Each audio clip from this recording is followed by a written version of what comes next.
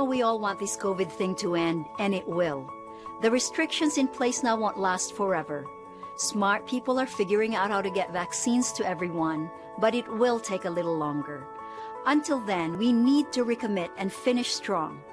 COVID won't stop spreading on its own. We have to stop spreading it.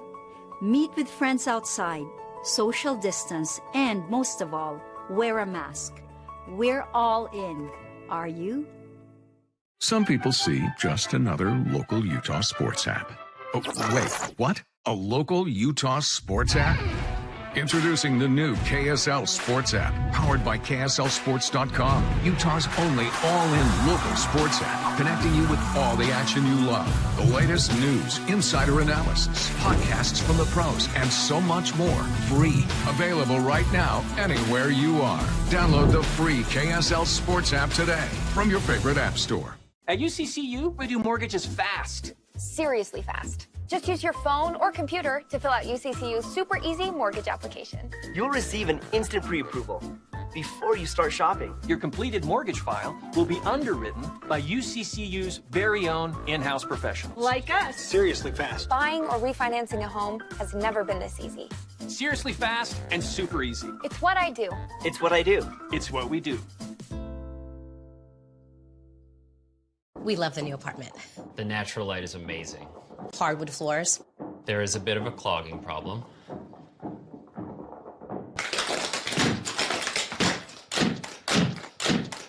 At least Geico makes it easy to bundle our renters and car insurance. Yeah, helping us save even more.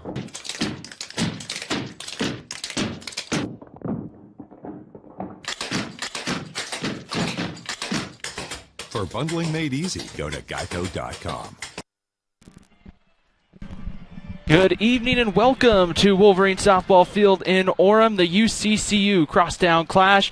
BYU in town from Provo as they get ready to take on Utah Valley. Great to be with everybody. Ryan Pickens alongside Josh Kalunke. And Josh, we've seen Utah Valley quite a bit in the last couple of weeks. The Wolverines at times have looked really good. At times they've struggled, and sometimes just you look at it and kind of wonder which Utah Valley team you might get. Yeah, and you're absolutely right, Ryan, and that therefore the 19-22 record kind of manifests exactly what you're saying. It's kind of a Dr. Jekyll or Mrs. Hyde. Who's going to show up today? Is it going to be the offensive team that is a juggernaut, or is it going to be a team that maybe struggles a little bit offensively? Well, Utah Valley, big game tonight just to get themselves ready to go into the end of Western Athletic Conference play, where they are now competing for, a good spot in that tournament to play themselves into a possible chance with the NCAA tournament. Doesn't get any easier for the Wolverines as Brooke Carter gets ready to come home with the first pitch missing for ball one. Utah Valley this weekend goes down to Las Cruces for a big three-game series with New Mexico State, plays a non-conference game against UTEP, Josh, and then back home to Tarleton, and the regular season's done. Absolutely, and that's the two big series that are going to determine the fate of where they stand in the Western Athletic Conference. There's a good pitch by Brooke Carter, just missed. Riley Jensen is an unbelievable hitter. Brooke Carter, 3-5 on the year, making her 11th start in the circle, a 7.38 ERA. As Jensen swings through it there, and it's 2 balls and a strike on the senior left fielder Riley Jensen for BYU. Well, Riley Jensen comes in. She's hitting just .409. My goodness, what an incredible number. But she also has 14 home runs, which is a very big number. Ready to come home, swung on and missed by Jensen as Carter kind of goes with the off-speed pitch there and gets it in there for a called strike. Or a swinging strike, I should say, and it evens the count up at 2 balls and 2 strikes. Yeah, sometimes when you get that off-speed that's up a little bit, it's hard to lay off of when you got a lot of power like Riley Jensen. Jensen, 14 home runs on the year, takes a 2-2 pitch away for ball 3. Utah Valley in the all-black, BYU in the dark blue tops and white pants this afternoon. It's a relatively kind of cool day in Utah County here for these two schools. A couple of light rain showers in the vicinity as the 3-2 pitch misses for ball 4, and Jensen draws a walk, and that will bring up right fielder Hannah Jo Peterson. Well, you're talking about the weather here, Ryan, and the wind is whipping here. It's kind of a hit and miss. It gusts up to probably 25, 30 miles an hour. It's gusting out right now to left field, so something to keep an eye on as we progress through this game. It'll be interesting to see the first couple of fly balls as Peterson swings through it and misses for strike one. It's no balls and a strike here on Hannah Jo Peterson. Well, Peterson hitting in the 2-hole also drives in a lot of runs. The first 3 hitters in the order for BYU all have driven in 31 runs this year, which is kind of an interesting number when your top 3 RBI people are 1, 2, 3 in your order. It's a called strike gets in there. Peterson down 0-2. It's been really a top half of the Cougar lineup's been very productive. The bottom half not as productive this season for Gordon Eakin's squad as the 0-2 pitch stays high for a ball, and it's 1 ball and 2 strikes here on Hannah Jo Peterson. Well, they've been not as productive as you can be and be 27-13. So an excellent BYU squad coming in here, and like I said, a real test for the Wolverines. The 1-2 pitch, swung out and missed, strike 3. Brooke Carter gets her first strikeout of the ball game right there, and that brings up the center fielder, Violet Zavodnik. And Zavodnik comes in. She's got excellent numbers as well, driven in 31. She's just a freshman, and she's hitting .402 on the year, so outstanding freshman. Emily Erickson, the designated player on deck, followed by Martha as that one comes in and gets in there for a called strike. Martha Apenza, Marissa Chavez, the shortstop, hitting 6th. Larissa Paulson, the first baseman, 7th. Morgan Bavel, the catcher, hitting 8th. And then Aaron Miklas hitting in the 9th spot. Miklas, and it's Epinesa, I believe, and Bevel. So Ryan came in hot out of work and didn't have a chance to go over the pronunciations. I should have caught him on that, but I apologize, folks, to the Bevels and the Miklases and the Epinesas out there. But we're going to get it right. The 0-2 pitch on its way stays high, and its count moves to 1-2. But I'll take the demerit for that one. I was thinking about it at work today. I wasn't planning on being here, and then everything kind of opened up so I could be here.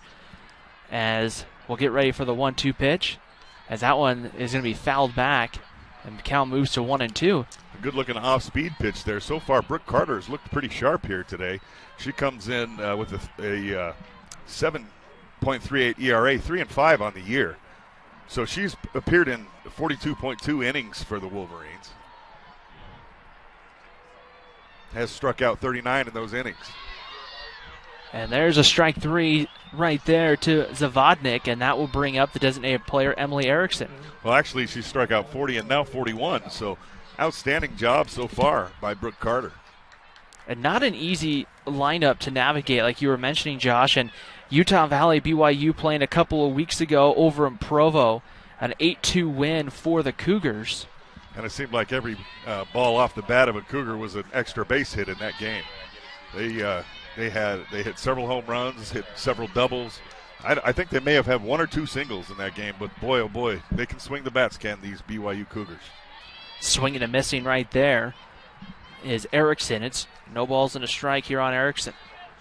Pitch on its way. Carter goes changeup, runner takes off, throws down to second, not going to be in time to get Jensen right there. That is the 11th stolen base of the year for Riley Jensen on the base paths. Well, and Riley Jensen runs extremely well, as you see, by 11 stolen bases, but just an excellent pick of a pitch. She picked a count where there was an off-speed pitch, she assumed, and she ran on that off-speed pitch, and that allowed her to get in safely. Checking her swing there is Erickson making contact, and that one goes foul. It's no balls and 2 strikes here on the designated player for BYU. Well, and Riley Jensen, we're talking about her while we're throwing her accolades around. She's a senior. She's very heady. She's obviously a very smart ball player, so you're dealing with a veteran. The 0-2 pitch missing off the plate for a ball, and it's 1 ball and 2 strikes here now on Emily Erickson. And that's one thing to think about. Base stealing, it's a little more strategy. You have to have speed too, but yes, it's a lot. You're going to learn a lot about stealing bases as a freshman compared to a senior. Absolutely. Base running is absolutely an art. Speed helps, but speed is not the end-all, be-all. Changeup right there, called strike 3. Brooke Carter, 3 straight strikeouts to end the top of the first. And Utah Valley will be coming up after the break for the first time this evening. It's BYU and UVU, the UCCU Crosstown Clash.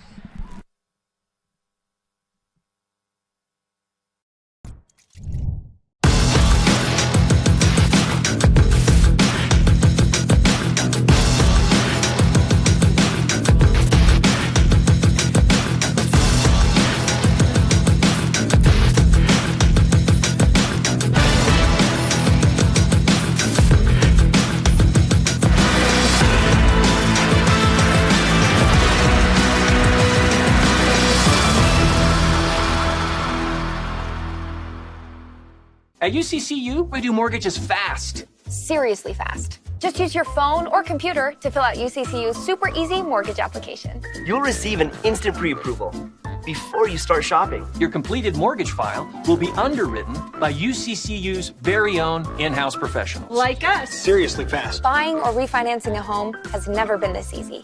Seriously fast and super easy. It's what I do. It's what I do. It's what we do.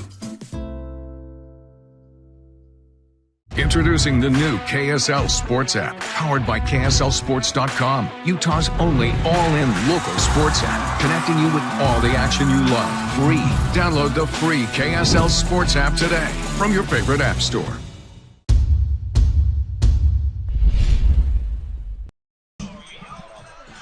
Bottom of the first inning here in Orem, Utah Valley.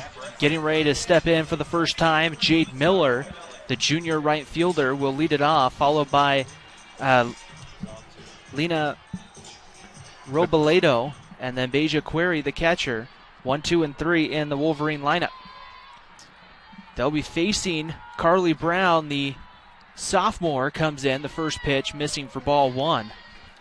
Well, Jade Miller had a couple of base hits in the game at Provo last time these two teams met. So we'll see here, Brown in the circle, winds and comes home. And that one finds the plate for a strike, and the count moves to 1-1. On the year, Carly Brown, 4-2 with a 3.73 earned run average, making only her second start and 16th appearance. Has thrown 30 innings for the Cougars this year. That one sent foul, and it's 1-2. That's one thing you'll see in these midweek games is you have an opportunity to get some at-bats for some other players, maybe some innings. Absolutely. For some of your other arms. Right, and as a sophomore with Carly Brown, what BYU's trying to do right now is get her some experience starting inside the circle.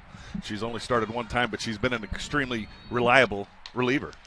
Miller grounds this one to second, and the quick throw over to first is made right there by Miklas, the second baseman. There's one gone. And right there, just out in front, was Jade Miller. Off-speed pitch, got it off the end of the bat. Nice play over there at second base. Sometimes that strangely spinning softball will really be a difficult play to make, but she got up, got on top of the spin, put it in her hands, and made a nice throw. And you also hope the infield, and I mean, our grounds crew here takes care of the infield really well. Shout out to Colton Baird. You really hope that everything's just level or it doesn't catch just a bad hop or anything, as Robledo grounds this one through the left side for a base hit. Robledo's been swinging the bat well of late.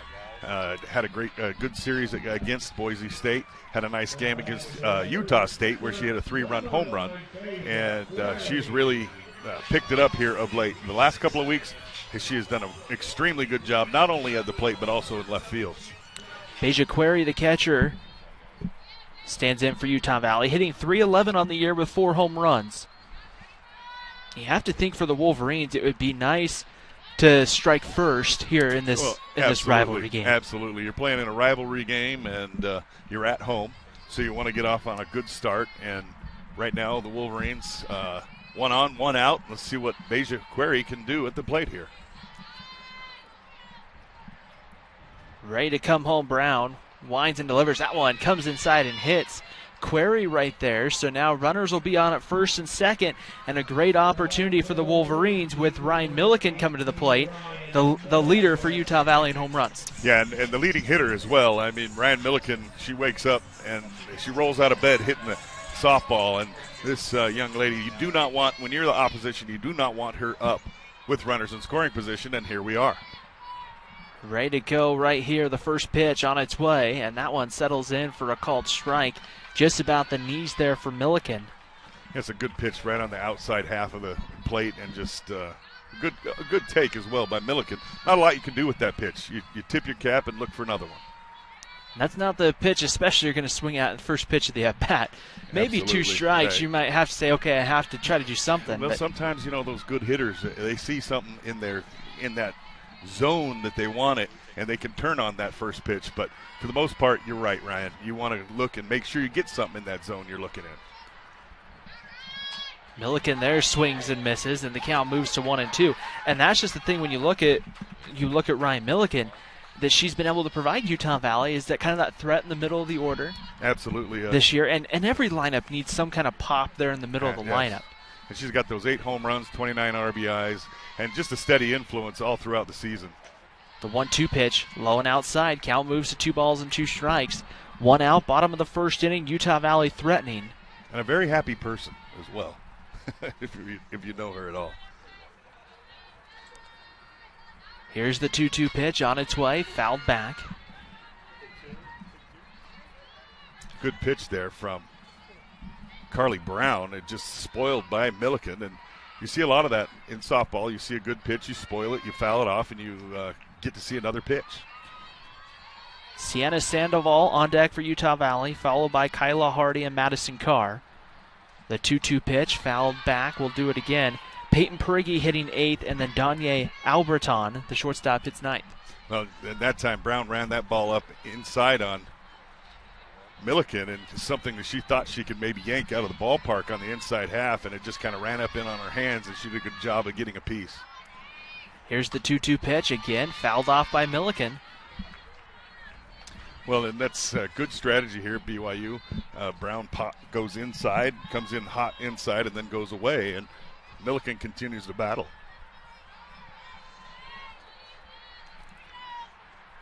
Brown ready to come home. The pitch on its way, fouled back by Milliken, and will do it again. 2 balls and 2 strikes. So quite the battle between Carly Brown and Ryan Milliken here. Yeah, that's 8 pitches in this at bat, and that just great spots that Brown is hitting on the outside half, and a great job of spoiling those by Milliken.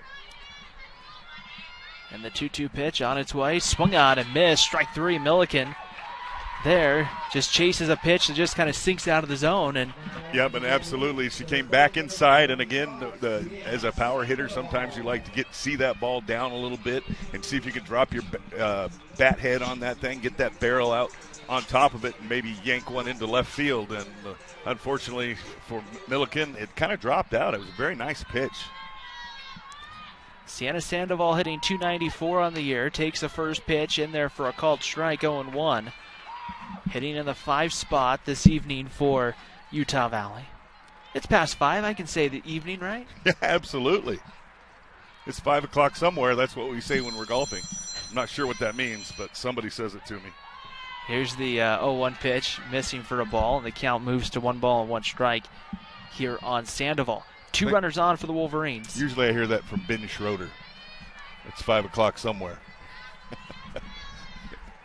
Our producer, who does a great job, and this week. And I don't think those words have ever come out of his mouth, by the way.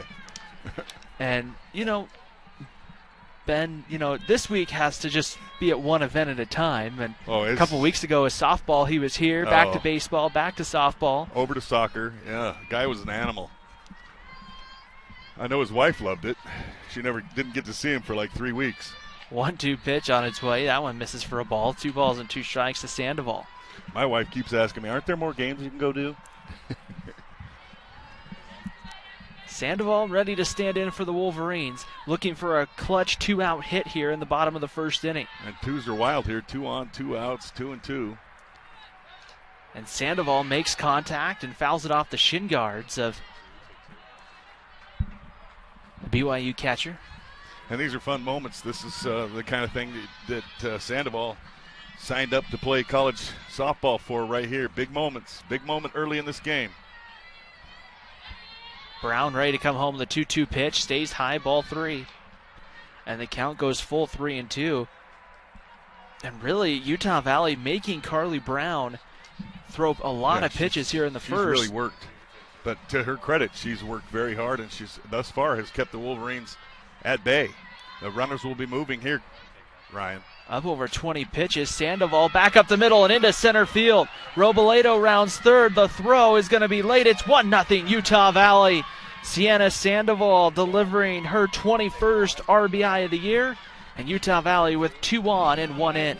What an absolute clutch performance right there. Early in this ball game, I just got done saying, big moment in this game. Utah Valley gets some of that momentum, gets some confidence early, and delivery by Sienna Sandoval. Kyla Hardy, the freshman, will be the hitter. And here, runners on the corners for Utah Valley. And this is that's one sign, Josh, you'd like to see Utah Valley, especially as we get into the kind of the stretch run of the season. 2-out hitting is big in baseball and softball. Absolutely, and you've got to have that confidence that you could come up to the plate and you can deliver with 2 on, full count, 2 outs, and against an outstanding pitcher in Carly Brown that is the caliber that the Wolverines will see the rest of the way here. If not, maybe a step above even some of the pitching that the Wolverines will see. And to come through like that, Sienna Sandoval, outstanding job by her of not only confidence for herself, but for the rest of the team that they can do the same.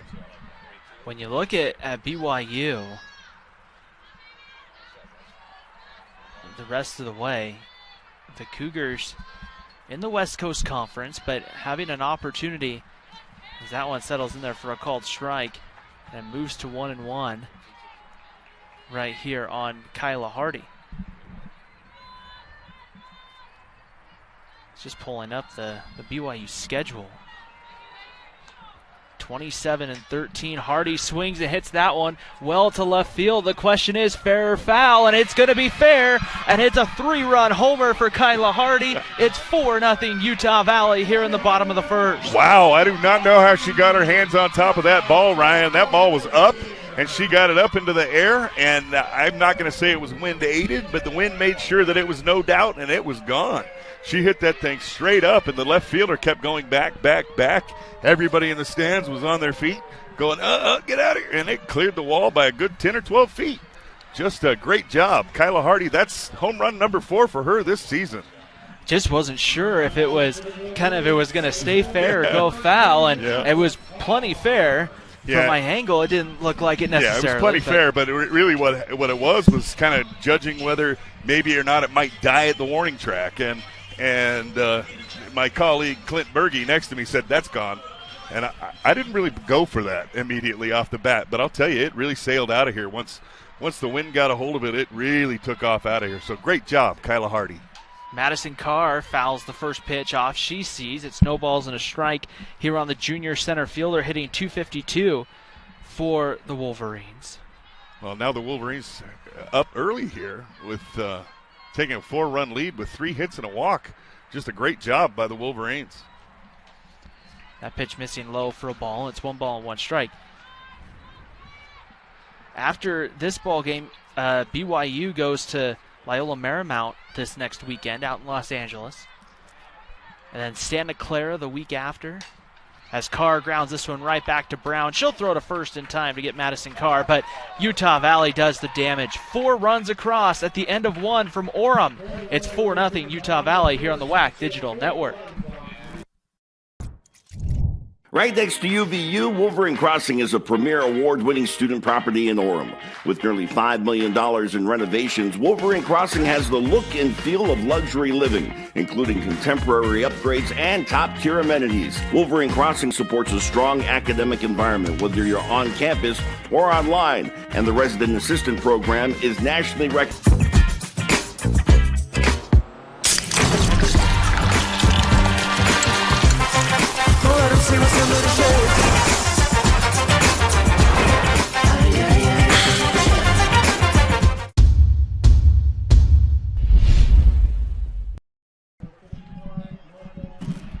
Well, top of the second inning, and I mean, it's early still, but BYU probably might be feeling a sense of urgency to try to get a run or two back as we start the top of the second inning here on the WAC Digital Network and GoUVU.com. Well, I think when you're BYU, first of all, you have a veteran coach and you got veteran players, and you also are in a situation where you've been behind this year. You've been behind in games, and they're what? 14 games over 500. They're 27-13, and there's a reason for that. Epinesa swings the first pitch and sends it foul over by the Utah Valley dugout. And, I mean, to your credit, I mean, Josh, when you look down this BYU schedule, Arizona State, Washington, some of these top softball programs who are kind of I guess I'll say staple in Oklahoma City at the Women's College World Series. Well, yeah, at least they're staple is a good word, or you see them there every year. How about that? That's the same word, basically. They are That one's popped up, and the catch made by Beja Query for the first out of the inning. Beja is very quick behind the plate, and she's extremely heady. She got a great jump on that ball, read it all the way, and got to the spot and made the catch. You'll see her make catches out in front of the plate, behind the plate, diving plays. She really does a great job of helping her pitchers out by making those kind of quality plays. So right here, as it will bring up Marissa Chavez, the shortstop, takes the first pitch over for a strike, and it's 0-1. When you kind of look at it, they've played Arizona down at Hillenbrand Stadium in Tucson. They've played a lot of teams in the Pac-12, one of probably the premier softball conferences in the country. Absolutely, and BYU coming in here today, incidentally, riding a 16-game winning streak, so they are no strangers to winning, that's for sure. And Utah Valley included in that 16-game winning streak just a week or two ago. And the changeup gets in there for a called strike. The Cougars' last loss came March 26th at Gail Miller Field to Boise State. Yeah, they BYU. That's probably a game they wish they could have back as well, right there. But BYU competes. They have a tradition in this game, in the game of softball. Their expectation level is to get to the NCAAs every single year. So Utah Valley, it's always a good measure for the Wolverines to play versus the Cougars and kind of see where you are, and battle against some of the best in the region. The 2-2 pitch missing low ball 3, and it's 3 balls and 2 strikes here on Chavez, the junior shortstop, hitting .340 on the year. And some of that, great tradition goes back to 5 Mountain West Conference championships in the middle 2000s through about 2010 and 2011. Yep.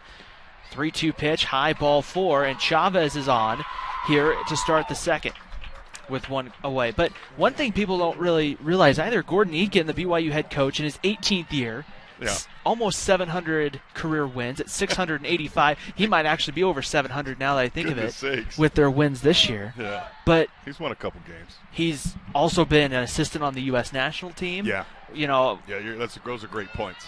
Those are great points. And that's got to help, I would imagine, recruiting-wise, as the first pitch there missing for ball 1 to Arissa Paulson, the first baseman.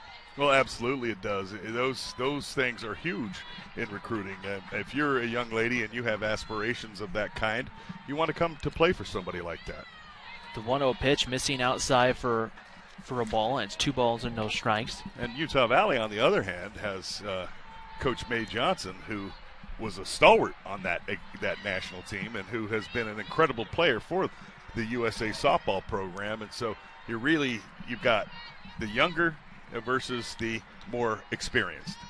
2-0 pitch, low ball 3. It's 3 balls and no strikes, and Brooke Carter losing a little bit of some command here in the top of the second inning. Well, a great job by her catcher. The senior comes out and says, "Hey, settle it down. We've got some bats. We're doing well for you. Let's just go ahead and throw strikes, make them put it in play, and let our fielders field." 3 balls and no strikes, and you have a 4-run lead. So, if you miss with 1 pitch, nobody hurt.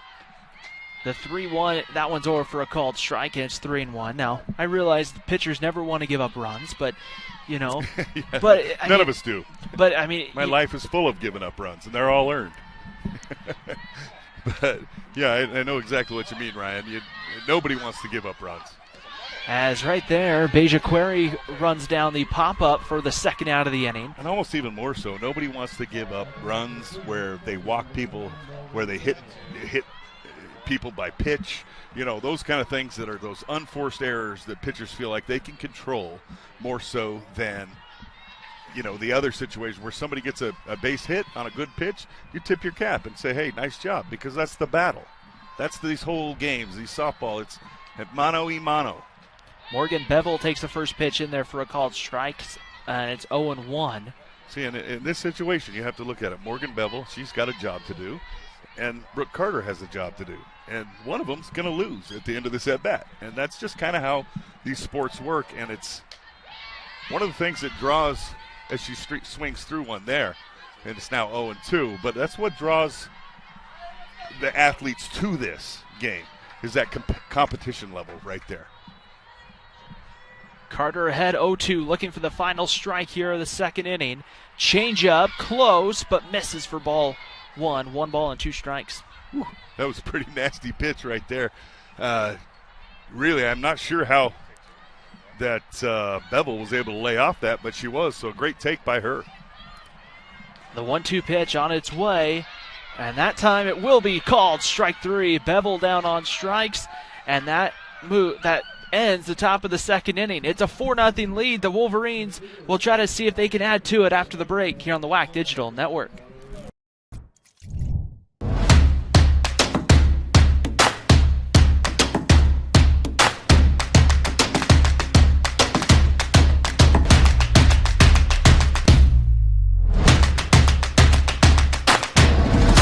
At Intermountain Healthcare, we understand that broken arms haven't stopped.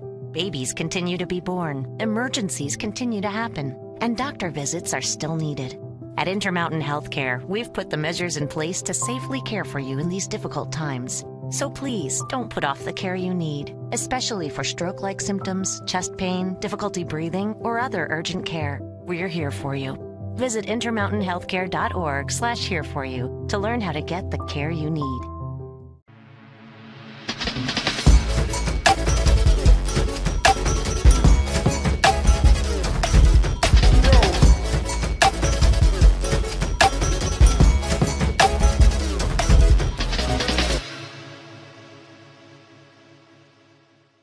The latest from KSL 5 News, including breaking news as it happens, and all your favorite KSL shows, ready to watch anytime.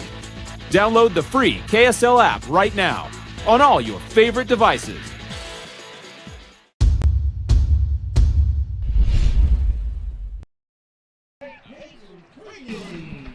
Bottom of the second inning here at UVU as we get ready to go to the bottom of the second. Peyton Prigge, the shortstop, the first base. She could probably play a little short if pressed. Will stand in. I'll just say infielder, and that way I'm good all the way across the board. Exactly. Prigge stands in there and takes a first pitch called strike. Well, Peyton Prigge, she's somebody, young lady that has absolutely picked up her game. And as she's picked up her game, the Wolverines have really caught on fire. So the Wolverines have been playing much better softball, and Peyton Prigge is a huge part of that. She hitting towards the bottom of the lineup. When she has started to pick things up, the Wolverine machine just starts to move along, and they start to win some games. So great job, Peyton Prigge. She's really picked it up as sophomore. And you and I talked about that, I think, in the Dixie State series. The 0-2 pitch missing high for a ball, and it's 1-2. The biggest thing you want to see from the top is the bottom of the lineup. You want to see those players getting on base and turning it over, and Peyton Prigge's been a big part of that the last couple of weeks. The last couple of weeks, I mean, I've been so impressed with the way she's turned things around. 1-2 pitch outside. Yeah, she was having a season that I think she was not very happy with, and she has really picked things up, turned around a lot of her numbers. She's still 3 doubles, a triple, and 4 home runs, so she's got some pop, driven in some runs with 12, and she takes strike 3. Of course, anytime you want to say something positive about somebody, gosh darn it, you kind of curse them, don't you? Emery Nielsen will pinch hit here for Alberton here for Utah Valley. Well, Alberton is a player that is very talented, and especially as an infielder. So as a freshman, I think that Coach Stacy May Johnson wants to get her some reps in the field. And then also, you have the junior and experienced player in Nielsen to come and hit in those positions. And so it's just trying to get some work for that young lady, and also keep the upperclassmen playing a lot of innings for her as well. And I think doing a nice job of balancing that so that your young player has some experience going into the future. Nielsen in the box, lays down a bunt, but it goes foul. Be no balls and 2 strikes on Emery Nielsen.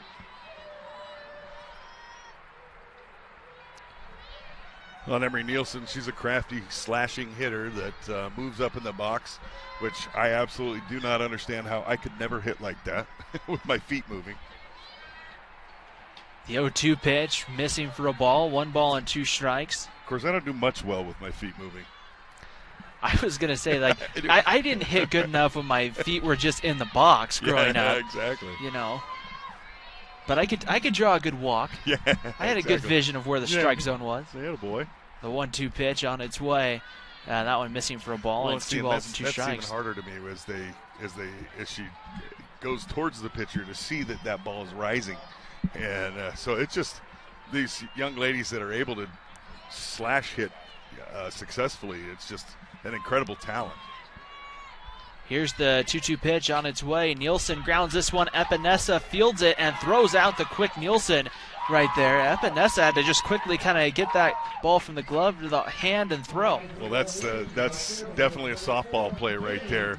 Even though she was in a couple of feet in front of the bag, she gets the hot shot and she fires it as she moves and picks up the out at first base. But I tell you, that showed some tremendous footwork by Epinesa over there. She took 2 steps to her left, fielded, and fired within moments of each other. She'll be tested here, and this time Jade Miller will win the battle right there as Miller flew down the baseline there for a bunt base hit. Yeah, well, on that one, it's an absolutely perfectly placed ball right there. Not a whole lot that Epinesa could have done. Maybe fielded that barehanded, but if she fields it barehanded, she may rush that throw and throw it into right field, and then you've got a double. But, 2 bases. And so in that situation, I think that was just a perfectly placed ball. Again, sometimes in softball, you have to tip your cap and say, great job by the other team. Robledo hit one well, but it's going to get caught up in the wind, and it's caught in right field, and the inning's over. We head to the 3rd. Utah Valley on top of BYU 4-0 in the UCCU Crosstown Clash.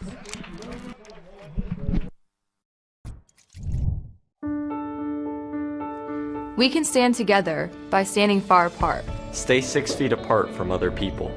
Wear your mask when you go out. Wash your hands often.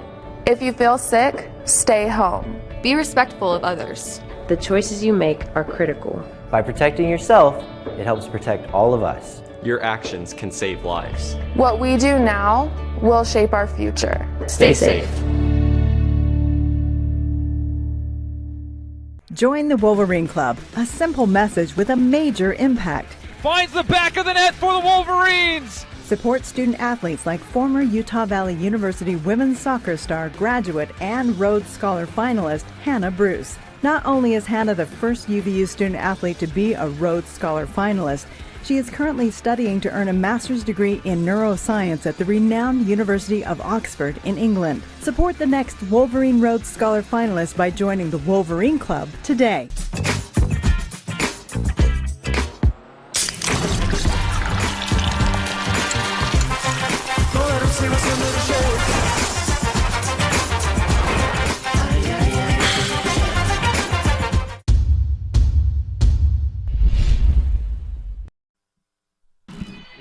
Top of the 3rd inning here in Orem. The wind is a factor here this evening, as right here it will be Aaron Miklas to lead it off here for BYU.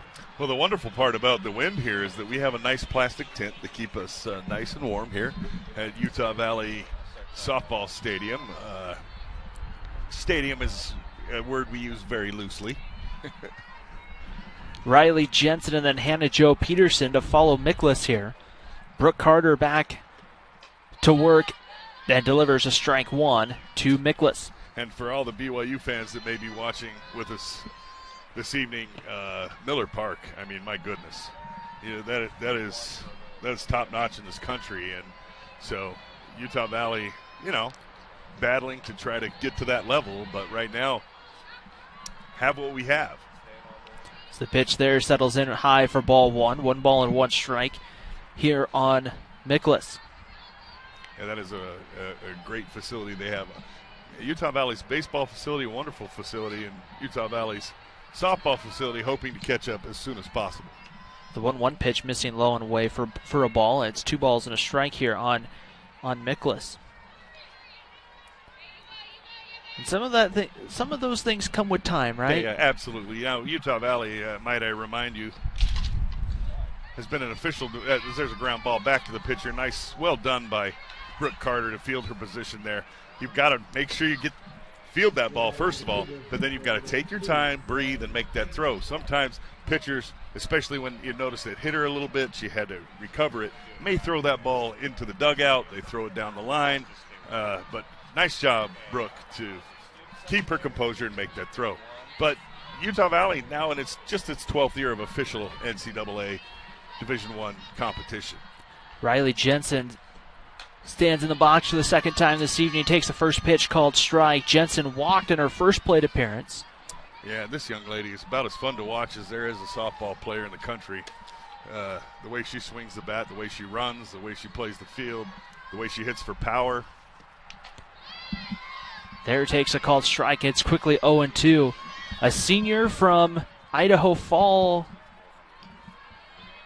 I'm thinking that's Idaho Just Falls. Idaho Fall. Yeah. Idaho Fall, Idaho. She's not from multiple falls, just the one.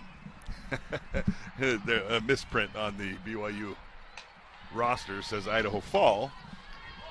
The 0-2 pitch, and that one misses for a yeah, ball. That's what I said. It's only one fall.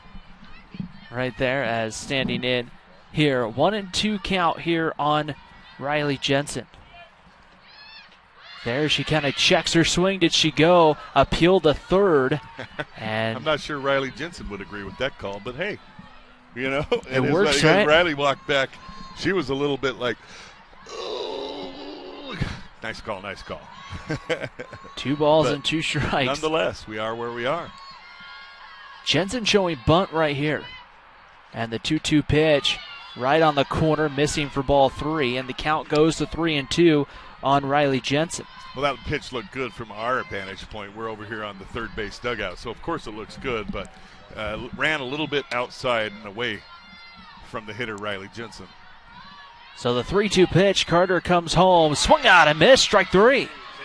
Wow, outstanding pitch there. A lot of confidence in your off-speed pitch to go 3-2 and throw that pitch there on the outside half. Great job there. Brooke Carter just tearing it up so far. Knock on wood. Strikeout number 5. Strikeout 5 for Brooke Carter. Emery Nielsen stays in the game, by the way, at shortstop for Utah Valley as Hannah Jo Peterson takes ball 1. 1 ball and no strikes. Peterson went down on strikes back in her first plate appearance. Transfer from the College of Southern Idaho. Takes a called strike in there this time. Count evens up at 1-1. And CSI, another school, have been talking about traditional powers, but as a junior college, a traditional power in the game of softball as well. Here's the 1-1 pitch. Carter gets Peterson to swing and miss, and it's 1-2 between College Southern Idaho, and then you also have Salt Lake Community College just up the road here. Yep. They're another school that has fared pretty well for in the game of college softball. Yeah, there's a lot of good softball played in the West. The 1-2 pitch there, kind of making contact on a swing there and sending it foul as Peterson will have a 2-ball, 2-strike pitch coming again to Peterson, hitting .288 on the year, 6 home runs, has driven in 31 runs.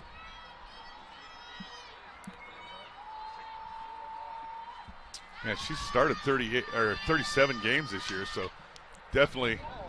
Ground ball to first. Prigge tried to field it, but it's going to be, it looks like an error on Peyton Prigge, as I think she was kind of caught between whether do I backhand it, do I just try to knock it down, and the ball is able to get into right field. The first Wolverine error of the ball game, and BYU has a 2-out base runner, and that continues the inning for Violet Zavodnik. Well, I think absolutely right there, Peyton Prigge will tell you that she thought that ball was hit a lot harder than it was. And so she reacted one way and then realized, oh, shoot. And she was caught between turning that glove over, which she should have done as there's a foul ball for a strike. But she just got caught between, and she did not move her feet quick enough as she should have on that slower hit ball. She thought that it was harder hit than it was. And those are the kind of things that happen in softball, baseball. These games are difficult. They are not easy. And there's times too when you just misread a ball, and absolutely. Especially in softball, it's a little different. Baseball, you're usually farther back enough to be able to kind of backhand it. Yeah, but absolutely. And she just did really. I believe that she felt like that ball was hit harder than it was. She wasn't able to move her feet all the way over to get in front, and then she also didn't turn that glove backwards on the slower hop. And just kind of one of those things where you are absolutely fooled. It's kind of like a swinging through a changeup. You're fooled. The 1-2 pitch to Zavodnik on its way. Rolled foul. And we'll do it again. 1 ball and 2 strikes. Brooke Carter threw 2 2/3. 2 walks, 5 strikeouts, just about 56 pitches or so for the right-hander. So far, pitching well for the Wolverines, keeping the Wolverines with this 4-run lead.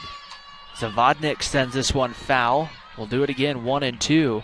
Oh, Violet Zavodnik, excuse me. She had a good swing at that ball, boy. Good-looking swing there from the left side. And she's a good-looking player. It's 402 again as a freshman. From Murrieta, California. And just a .526 on-base percentage. As the 1-2 pitch stays high for ball 2. 2 balls and 2 strikes. And that's how you win games. You have to get base runners. Absolutely. And, 13 out of 15 in stolen bases too, Ryan. So this young lady is a weapon. And that's somebody that if you're Brooke Carter, you want to make sure you keep on the base paths right here. Well, and you want to keep her in or keep off the base paths, I should say. Someone that you want to keep from driving in and runs and hurting you. These first 3 young ladies for BYU are unbelievable. Zavodnik will send this one foul and back onto, I think, the tennis courts right behind us here. And we'll do it again. 2 balls and 2 strikes.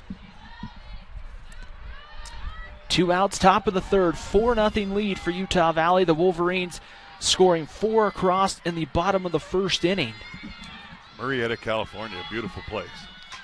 And Zavodnik grounds this one to Kyla Hardy, who will throw to first in time to retire Zavodnik, and we go to the bottom of the third here in Orem. Well, the wind is blowing out, but the Wolverines' bat so far has been able to take advantage. 4-0 Utah Valley on the WAC Digital Network.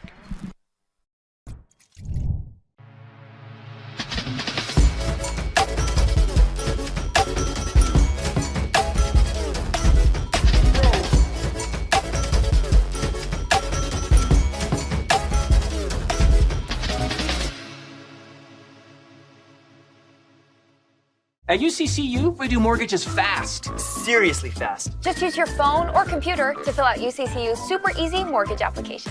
And buying or refinancing a home has never been this easy. Seriously fast and super easy.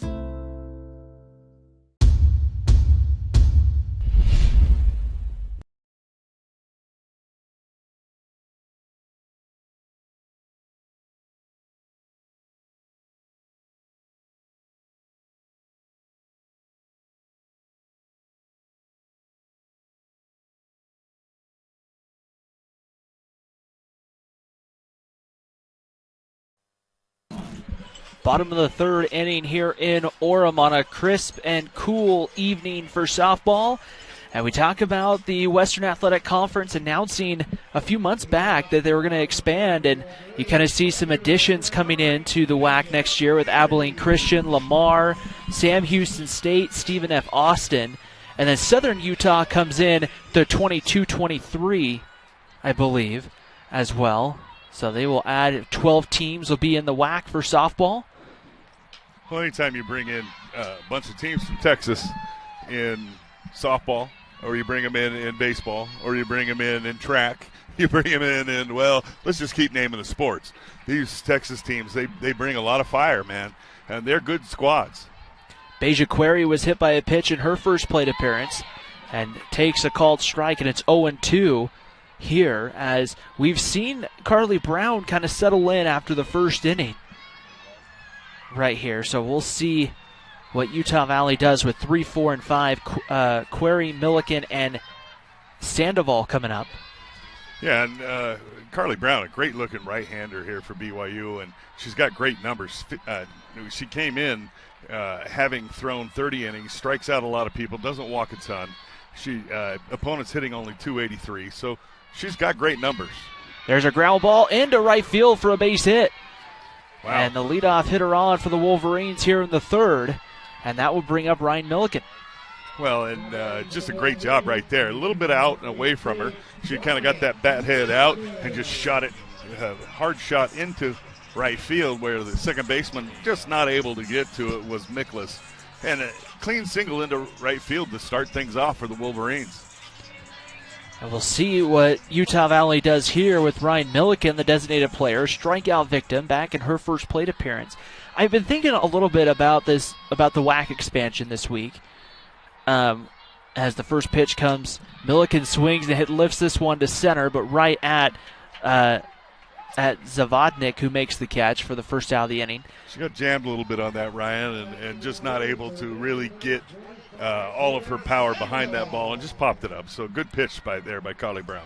Go ahead. But I was wondering, though, does the addition of the schools from Texas into the WAC, outside of UTRGV and Tarleton, which we already have, does that open up the recruiting for maybe the schools in the western part of the WAC in the state of Texas? I absolutely believe that, because now the WAC is going to be a recognized name in those areas, and a lot of these schools, they're less than recognized schools, but they're in, relatively metropolitan areas when you consider that versus Utah, where we live.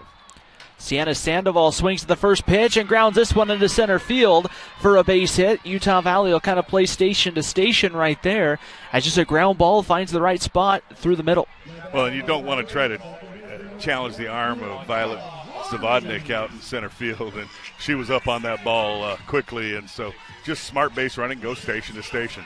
But I believe you're correct. I believe that helps open up Texas to some of the Utah schools, to some of the West Coast schools, so it's always good. Expansion is always good. Hardy sends it foul, no balls and a strike. You talk about adding in some of those markets where you get a little bit more exposure into the Dallas area, right. More of, I think, the Houston-ish area right. in there as well. A lot of those schools are just outside of those areas.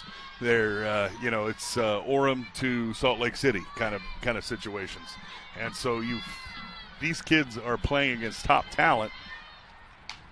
Hardy goes to left field again, and she hits it out the second time in the ball game. Kayla Hardy have a day.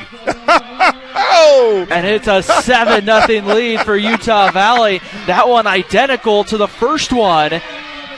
And Kyla Hardy has definitely provided the pop in the bat for Utah Valley this evening. I'm sorry, Ryan, I cut you off during all that. I was just so excited. Kyla Hardy have a day. She got her bat head down on that ball and just yanked it out. No doubt on that one. As soon as it came off the bat, we all knew it was gone. 7-0 for the Wolverines. But the Wolverine, you can tell the Wolverine dugout, that wasn't just about a 3-run home run. That was about sheer joy and for their friend, their teammate. They were so happy that she did that. And I that right there, it makes me extremely happy, because having played college sports, having had children that have played college sports, that means everything to you. Looks like BYU is going to go to a pitching change here. Coach Eakins has come out, so we will join you back here shortly as the warm-ups take place and the Wolverines lead 7-0 here on the WAC Digital Network.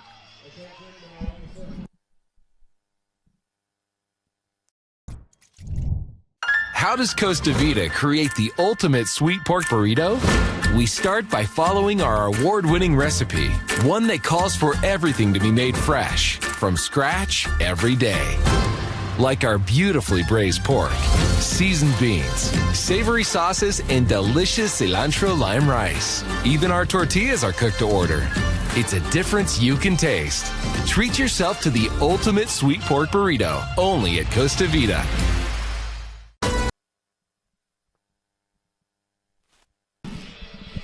3 runs across. Kyla Hardy touches them all for the second time in the ball game. She now has 5 home runs on the year, chases the starter. Carly Brown, the sophomore, out of the ball game. Now taking over is going to be the redshirt sophomore on the mound, and that is going to be number 77. Just waiting for the first pitch to come to Madison Carr. And that one's going to be fouled away. It looked like that ball hit her while she was in the box, so that would be foul. So it's going to be the 6'2" redshirt sophomore from Blue Springs, Michigan. Thank you. I was thinking Blue Springs, Missouri was the first thing going through my mind. I thought Blue Springs, Maryland. But, Blue Springs, Maryland. For right now, but it will be Reggie Kanagawa who will take over on the mound. As Carr rolls that one foul, and it's quickly no balls and 2 strikes. My first bunkmate in the military was Daniel Kanagawa. He was of Japanese descent. I'm not sure what her descent is, but... On the year, coming in, only 6 innings thrown as Carr rolls this one foul. 1 save on the year. As Madison Carr stands in the box. 1 ball and 2 strikes. Carr 0 for 1. Grounded back to the pitcher in her only plate appearance of the ballgame. The 1-2 pitch on its way home. And that one missing for a ball. And the count moves to 2 balls and 2 strikes here on Madison Carr. Well, Kanagawa comes in. She has not been used a lot. She's just appeared 5 times this year. 6.1 innings pitched. Just giving up 10 hits and struck out 4. Here's the 2-2 pitch on its way home. Carr lines this one back into center field for a base hit. So a 1-out runner on here as Carr comes through. Well, Madison Carr does a nice job. The center fielder runs really well. Another one of those slap hitters for Utah Valley, and she just ran right. She saw her hands all the way through that ball, sent it right back where it came from. As Peyton Prigge will come to the plate. Prigge struck out in her first plate appearance. And Prigge will stand in here from the right side. Emery Nielsen on deck. 1 gone here in the bottom of the 3rd inning. The pitch to Prigge in there for a called strike 1. Good pitch there to come back. After you've given up a base hit, you've just come in the game. Good job by Kanagawa. Kanagawa ready to come home here. The 0-1 pitch on its way home. As Prigge kind of checks her swing there, taken for a ball, and the count moves to 1 ball and 1 strike. Madison Carr running at first base for the Wolverines, who have brought some offense here to this one here in Orem. 4 runs in the first, 3 runs in the second. And the 1-1 pitch on its way, and that one's lined by Prigge into left center field. Carr around second base. The throw coming in from center field. Carr will go in and score. It's an 8-0 lead for Utah Valley, an RBI double from Peyton Prigge. Well, we've gone over it with Peyton Prigge. The Peyton Prigge we know now is the Peyton Prigge we wanted to see all season. It's the Peyton Prigge that's now been here for about 3 weeks. Drives that ball off the wall. Nothing that Zavodnik could do. She did a great job of getting to it. It just hits that wall. It dies a little bit. You've got to go get it. And just a great jump off of first base and scoring all the way with the speed of Carr. You're not going to get her, and the Wolverines now up 8-0.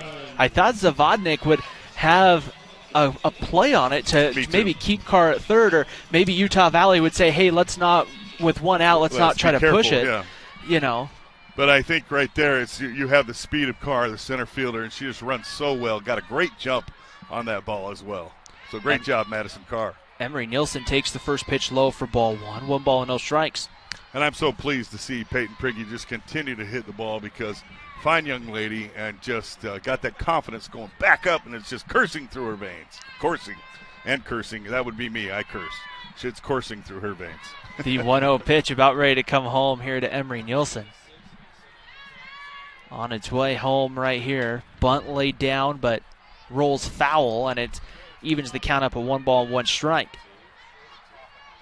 And for Utah Valley, kind of nice to have a game where you kind of let the bats kind of just come out early, because in the games that you and I have called this year, it seems like it's always, okay, kind of maybe get down 2 or 3 in the first couple of innings. And have to have them to come back. Right. Yep. It's different when you're playing ahead, and now Brooke Carter goes out and, in the 4th and goes, hey, if I make a mistake, 1 or 2, pitches here to BYU, it So just be kind of it. opens the game up a little bit. Because we all know that this BYU team, an 8-run lead is like a 2-0 lead against a normal team, because this team has incredible firepower offensively, and they're outstanding top to bottom.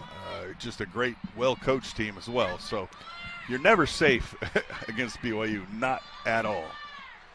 And this, I mean, we're only in the bottom of the third inning. There's plenty of time left in this one here. The 1-2 pitch, missing low for a ball. 2 balls and 2 strikes here on Emery Nielsen. Nielsen will step out and stand back in the box. I guess you do have the 8-run rule, but that still is at least an inning and a half away. Plenty of time left. I'm dreaming about that right now. The 2-2 pitch, about ready to come home to Nielsen. Swung out and missed, strike 3. So Emery Nielsen down on strikes, a much-needed second out for the Cougars. They got the first out. Back it was the second hitter of the inning, and then it was a 4 straight hits. It was a single up the middle, the home run from Kyla Hardy, the single from Madison Card, and then the double from Peyton Prigge. But not an easy out here in Jade Miller, who's 1 for 2 with a base hit in her last plate appearance in the second. Well, a great answer there from Reggie Kanagawa, a young lady, the pride of Blue Springs, Michigan. She comes in and she says, you know what, okay, couple of hits, no big deal. I'm going to go ahead and settle down. And good job by this young lady to settle down and put that out up on the board for the Cougars. The 1-0 pitch settles in just low, and the count moves to 2 balls and no strikes right here. Looked like a pretty good pitch. It looked kind of like it might have split right down the middle, but Wolverine fans will take it. Ready to go right here. 2 balls and no strikes to Miller. The pitch swung on and missed, and it's 2 balls and a strike. They count right here.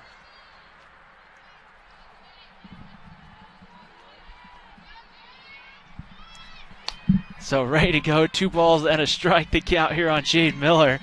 As ready to come home. The pitch on its way. Low and outside for ball 3. It's 3 balls and a strike. The count here on Jade Miller. Well, we just figured out that, and I apologize to the Kanagawa family, but Blue Springs, Missouri, Michigan. Who said Michigan? I think it was you. I don't quite remember it that way, but nonetheless, it doesn't matter as ball 4 is given to Jade Miller. Folks, go back and rewind that, and somebody tweet me and tell me, was that Ryan Pickens? Blue Springs, Missouri, just outside of Kansas City. Right here, as it will bring up Robledo for Utah Valley. Just so you know, Ryan, Michigan is MA, I believe. Massachusetts? MA's Massachusetts. I know that. Yeah. So I think the BYU sports information department got us on that one. I'm going to have to talk to Duff Tittle. In fact, I'll text Duff right now. The 1-0 pitch misses there to Robledo, and it's 1 ball and no strikes to count. 1 for 2 for Robledo here in this one. I don't know, folks. BYU fans, if you know Duff, great human being. Great dude. I mean, wow, top-notch guy. But I'll tell you, Utah Valley's got him beat with Clint Berge. 1 ball and no strikes to count. The pitch on its way. Misses high and away, ball 2. And it's 2 balls and no strikes. That's what I'd like to see, though, is I'd like to see it like maybe a cage match. Duff Tittle versus Clint Berge. Ready to go right here. 2 balls and no strikes to count on Robledo. Runners on at first and second, and the 2-0 pitch on its way. Now it settles in there for a called strike, and it's 2-1.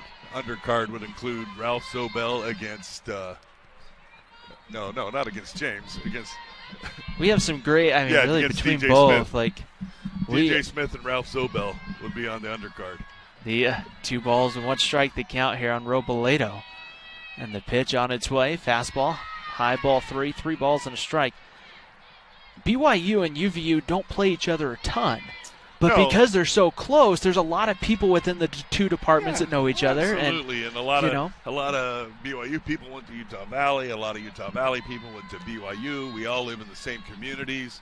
I mean, I see Duff all over the place. His sons and my son went to the same high school. Yeah, just good people everywhere around here. 3-1 pitch, swung on, popped up. Question is, playable or not? Giving it a look is Paulson, and she can't come up with it. It goes foul, and the count will run full 3-2 on Robledo. That's a tough play for Paulson as a first baseman. You know, going back and hard to your left, you've got that fence coming in and then popped up like that. That's just a tough play, and you don't see that made very often. It would have been spectacular had she made it. 3 balls and 2 strikes with 2 outs. Runners will be taking off here on the pitch. Here's a 3-2 on its way. Robledo fouls it back. We'll do it again, 3-2. You know, I don't know if you knew this, Ryan, but my own father was a big BYU guy. He worked there for 20-plus years and student life. So there are those of us who have traded teams. I had 3 uncles that went to BYU. One played baseball there in the 60s. So, that's awesome, yeah. You know. And then my son was an All-American in baseball here. 3-2 pitch, low, ball 4. The bases are full for Utah Valley as the 10th hitter will come to the plate in the inning. Beja Query will come up for Utah Valley, and she's been aboard both times and has scored 2 runs here. And if you're Utah Valley, I don't know if there's another hitter you'd want up here in this situation. No, absolutely. Beja Query, she's about as solid as they come, and she does everything. I mean, being the catcher, she runs 90% of the game from behind the plate, and she's just a solid player. First pitch fouled back. Someone just kind of jammed her, and she fought it off well, but no balls and a strike here on Query. Well, she's an excellent hitter. Comes in, hitting 311 on the year. She's got a little bit of power. She's got drives and runs. She kind of does a little bit of everything for this team. The 0-1 pitch rolled foul. We'll do it again. Well, we'll have another pitch because it's, 2 strikes. So we have to have another pitch. So no balls and 2 strikes here on Query. But Query, it was out in front of that. She was out in front of that off-speed pitch. Good pitch there by Kanagawa. Ryan Milliken on deck for Utah Valley if the inning continues. Well, that's the last thing BYU wants to have happen is get this inning to her in Ryan Milliken. The 0-2 pitch missing away for a ball, 1-2. The other thing is you're ahead in the count 0-2. Last thing you want to do is let Query back in the count. Yeah, absolutely. And, there's always the waste pitch. We all know about the waste pitch. The hitter knows about the waste pitch.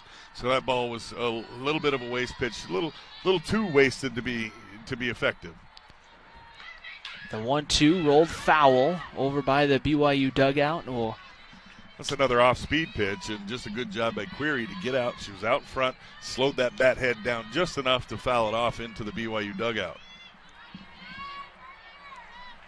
So 1-2 the count right here on the Utah Valley catcher. Bases are loaded for the Wolverines. Good speed on all bases as well. 1 ball and 2 strikes the count. The pitch on its way. Chasing it right there. The ball kind of, they're going to say, she's going to say out. Yeah. First base is occupied, so the inning is over. We head to the 4th, but the damage is done. Utah Valley tacks on 4-3 from a Kyla Hardy home run. It's 8-0 Utah Valley here in the UCCU Crosstown Clash.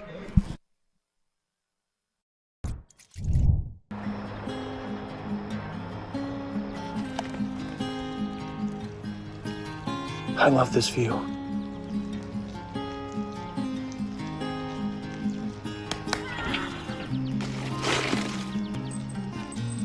I love it every time this commercial airs. I get to drink another Mountain Dew.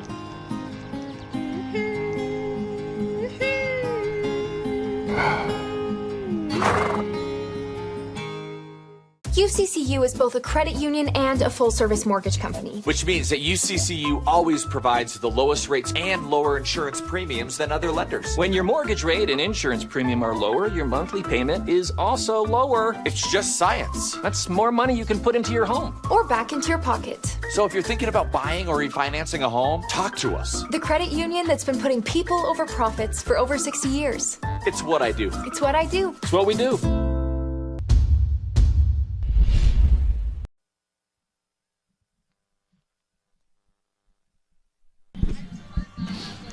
Top of the fourth inning here in Orem. It's an 8-0 lead for Utah Valley as Emily Erickson will lead it off for BYU against Brooke Carter. It will be Erickson, Epinesa, and Chavez coming up here for BYU. We have a new right fielder coming in the ball game for Utah Valley, as it will be Lainey Bettencourt who will enter the game. Well, Lainey Bettencourt really covers a lot of ground out there. We saw her make some incredible plays just against Utah State last, I believe, Wednesday. And so, a little bit of a defensive maybe situation. And so Lainey Bettencourt now in right field.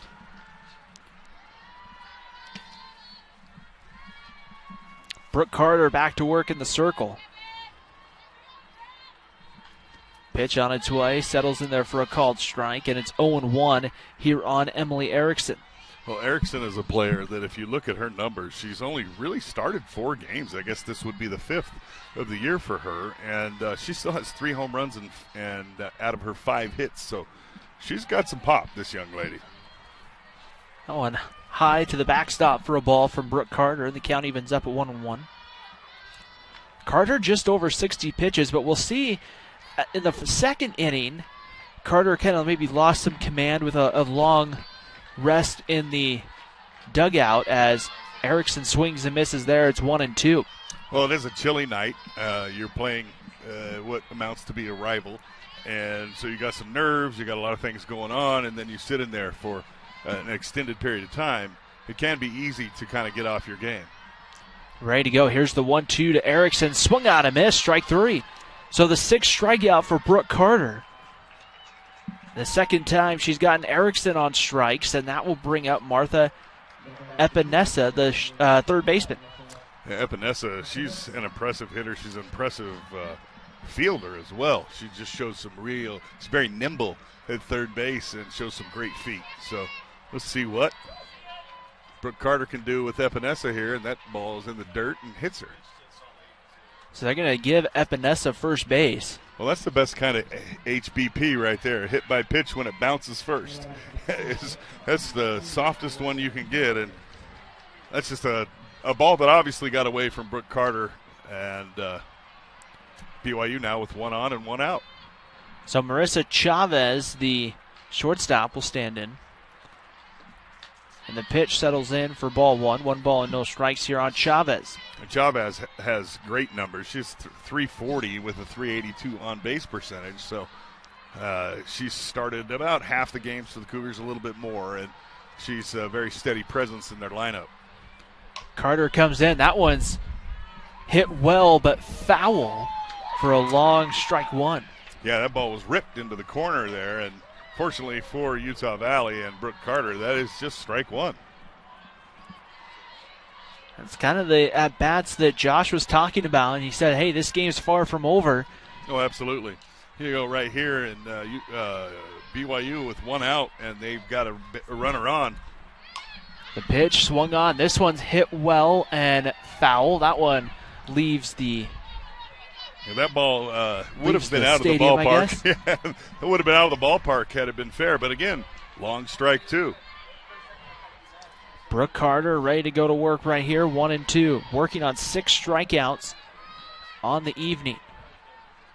And the 1-2 pitch misses away for ball 2. 2 balls and 2 strikes. I am trying to get trying to figure out what BYU is seeing in Brooke Carter's movement that's tipping her off-speed pitch, because I believe BYU has that figured out. That one's popped up and foul. Because each time Brooke Carter throws an off-speed pitch, you hear Coach Eakins yell, "See it." And so he's obviously picked something up where he has an indication of what is being thrown by Brooke Carter. We'll see here how much Brooke Carter goes to the changeup the rest of the way. As the 2-2 fastball misses outside, ball 3. That's really been the pitch for Brooke Carter. It's kind of been the equalizer for her tonight. Yeah, it has. And she has a nice fastball. Her fastball really moves up there, but that changeup really keeps you off balance. 3-2 pitch, ground ball hit into center field, into right center. Madison Carr cuts it off on the warning track. As going into second with a stand-up double is Chavez, and right there, here come the Cougar Bats, the first BYU hit of the evening, and Arissa Paulson will be the hitter with runners on at second and third with one out. Yeah, and a great job there, absolutely, by Madison out in center field of Madison Carr. She cut that ball off. If that gets to the wall, that's an easy double with a run scoring and possibly a triple. But instead, does a great job, gets it, cuts it off, and keeps that run at third base. Pitch on its way, misses for ball 1. 1 ball and no strikes here on Paulson. But a great job, Chavez, just a great hitter. A little shortstop for BYU. She's the junior, just a great little player. That one swung on, popped up, sent foul. For strike 1 here to Paulson. Paulson, a 5'10 redshirt senior from Payson, Arizona. Stands back in the box right here. The 1-1 pitch. Changeup rolled foul. Be 1 ball and 2 strikes here on Paulson. Well, Coach Eakins again yelling that, and maybe right here the pitching coach coming out to have a chat and explain that BYU is picking that pitch up, because right after Coach Eakins yelled that, out comes the coach to have a chat. So Stacey May Johnson, a very quick conversation in the circle right here. As for Utah Valley, they would pick up a nice midweek win if they're able to hold on in this one, getting ready to go into conference play. Well, I think the big part of it, as you say, nice midweek win. I think for the Wolverines, it's more or less a great opportunity to build some confidence going into those last 2 weekends that mean a whole heck of a lot to the Wolverines preparing for the Western Athletic Conference tournament. 1 ball and 2 strikes, the count on Paulson. Carter ready to come home, and the pitch. That one misses away for a ball, and it's 2 balls and 2 strikes. BYU with a couple of runners on base right here. Well, again, Ryan, we've talked about this at length. It's 8-0. Brooke Carter needs to just concentrate on throwing strikes. Let BYU hitters put it in play and let her defense work. Here, you'll trade an out for a run. Absolutely. Here if you're Utah Valley. So you get the softball in from left field. I'm used to baseball where usually once the ball goes foul, they throw a new one out. But in softball, they don't always do that. They have much smaller confines, and so when it stays inside the park, it's easier to pick it up. Baseball, it goes outside the park an awful lot. That one swung on, popped up, and that one does leave the park. So we'll get a new softball thrown out. So when you hit one foul at UCCU ballpark, it goes down by the bullpen. You're going to toss in a new baseball, but here it's so small that it ricochets right back out. Somebody throws it in, and we keep playing. I'm trying to see it. We don't have on as Paulson sends this one to right, it is going to go foul. We don't have necessarily markers on the fence here, but I would say it's probably something around 200 or so, probably from around the fence, give or take a little bit, somewhere probably around there. Yeah, that's generally, I think, the what you see in collegiate softball. It's about 200, 205 maybe to center, something like that, 210 if you're playing in a big yard. 2-2 pitch, swung out, popped up. This one is playable. Prigge has it. She makes the catch in foul territory for the second out right here, and that's a big out right there for Brooke Carter. Yeah, Brooke Carter, that's huge right there. You get a ball that's in on the hands, it's popped up by the hitter, and your first baseman does a nice job, gets over there and gets it in foul territory, even better. Nobody able to advance, so Brooke Carter, the sophomore from good old Spanish Fork High, the Dons.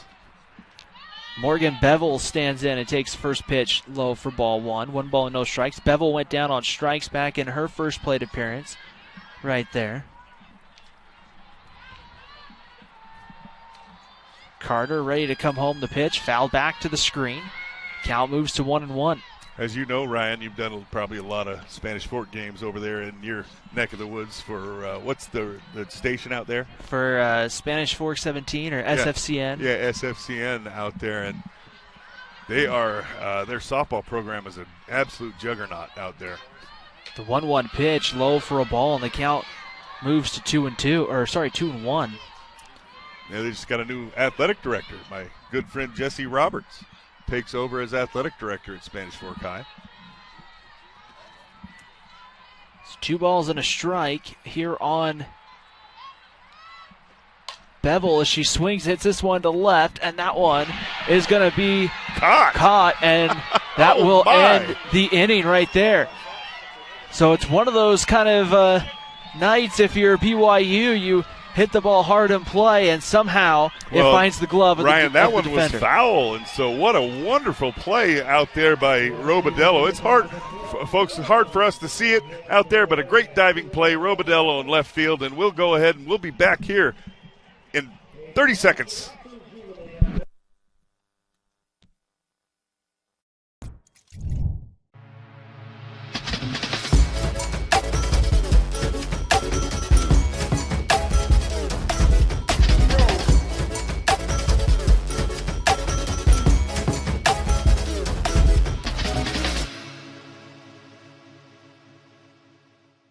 At UCCU, we do mortgages fast. Seriously fast. Just use your phone or computer to fill out UCCU's super easy mortgage application. And buying or refinancing a home has never been this easy. Seriously fast and super easy.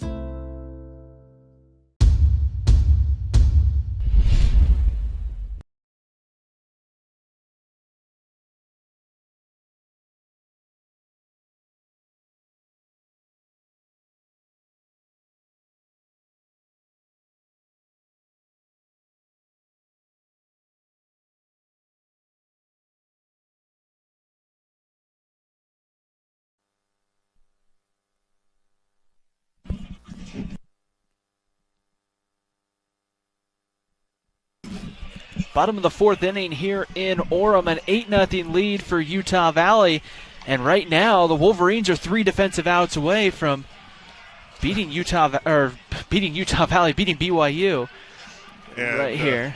Here's the replay of that ball, and I actually believe this is a fair ball into the left field corner. You see the dive there. That ball looks like it's fair down that line. And so really, Robledo with an unbelievable play right there. That's 2 runs and a runner standing on second. So well-hit ball by BYU and just a better play out there by Robledo to save 2 runs and keep this at an 8-point softball game. Just an unbelievable play out there in that field.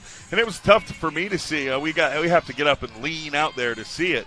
Looked like it was foul because of the way she dove into it, but looking at that replay, what a play. Ryan Milliken, the designated player, will stand in. And the first pitch to Milliken misses high and away for ball 1. Milliken 0 for 2, a strikeout and a flyout. But I love how I had to rebuke you and tell you that it was foul, and you were right. I should always know. Ryan's always right. The 1-0 pitch is going to be grounded to short. Up with it, a good play. Chavez throws out Milliken, and there's one out. Well, we talked about Chavez. She's just a solid player. She fields her position extremely well, swings the bat extremely well. Solid player, nice play there. Just routine, but I'll tell you, nothing in softball is really routine. The more and more you get to know this game, the more you understand that there is nothing routine in this game. Sienna Sandoval, 2 hits, 2 singles on the day, both going up the middle. Change up in there for a called strike 1. It's 0-1 here on Sandoval. A good pitch there by Kanagawa to get ahead early here in the count. BYU, what they want to do, obviously, is they want to get back to this dugout, no more damage done, and give themselves an opportunity to come back and score a couple of runs and extend this game. The pitch misses for a ball one. 1 ball and 1 strike. And that's the thing, you talk about right now, you're trailing, and you're not out of the woods yet when you have the offense that BYU has. Absolutely. You have to just find a way to get some rhythm, and credit Brooke Carter. She just hasn't really given BYU much rhythm. Brooke Carter has been unbelievable. The best I've seen her pitch this season so far, and through 4 innings especially, she's just been very consistent. She's thrown a lot of strikes, has not allowed a lot of free passes, and has done a great job just to keep the Cougars at bay. Here's the 2-1 pitch about to come home to Sienna Sandoval, and that one low for ball 3. It's 3 balls and a strike here on Sandoval. Utah Valley wouldn't mind another run or two cushion going to the top of the 5th inning. And Kyla Hardy in the on-deck circle. Yeah, you might want to put her on. The way Kyla Hardy swung the bat. Here's a 3-1 pitch about to come home to Sienna Sandoval. And that one misses, ball 4. So Sandoval is aboard. And Kyla Hardy, who's 2 for 2 with 2 home runs to left field, will stand in. Hardy with 6 RBIs on the evening stands in. Wow, incredible number there. But I'll tell you, that pitch looked pretty good from Kanagawa. It just maybe missed low, but pretty good looking pitch. Good take there. Change up low, ball 1. You can't always tell. Sometimes they'll just kind of pitch around where they may kind of maybe nibble at the corners, not give Hardy really anything over the middle of the plate. No, the way she's swinging the bat tonight, I mean, she has 2 home runs, and so you've really got to be careful if you're BYU, because you just don't want to have someone that's having a day on you to go and extend this lead in any way, whether it's a double, scoring a run from first, anything right now. And got to be very careful here with Kyla Hardy. She's feeling a little superhuman right now. She feels like you look, Ryan. 1 ball and no strikes. The pitch misses outside for ball 2. 2 balls and a strike. They count here on Hardy.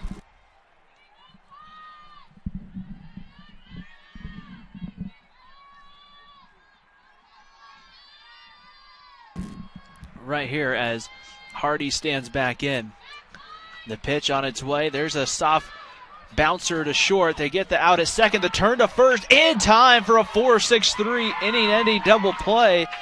The Cougars flash the gloves there to end the 4th, but now the Bats have to find a way to get going. We head to the 5th after the break here on the WAC Digital Network, GoUVU.com, and the KSL TV app. Get the breaking news, weather, and traffic you need to know before you go. Wake up to real stories from real people. The news specialists on KSL Today. Mornings made special.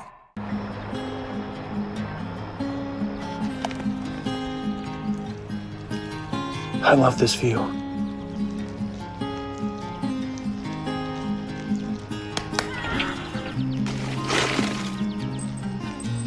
I love it every time this commercial airs. I get to drink another Mountain Dew.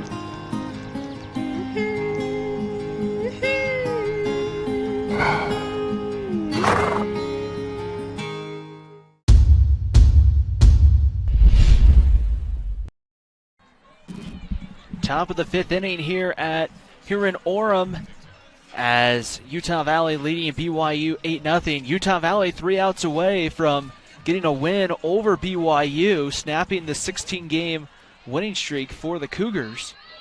As Aaron Miklas will lead it off, the second baseman, 0 for 1, grounded out to Brooke Carter. The first pitch high for ball 1, 1 ball and no strikes. Not an easy part of the BYU lineup, though, to navigate with Miklas and then Riley Jensen and Hannah Jo Peterson, 9-1-2, due up for the Cougars. Well, if you're Utah Valley, you've really got to keep Miklas off the base paths here.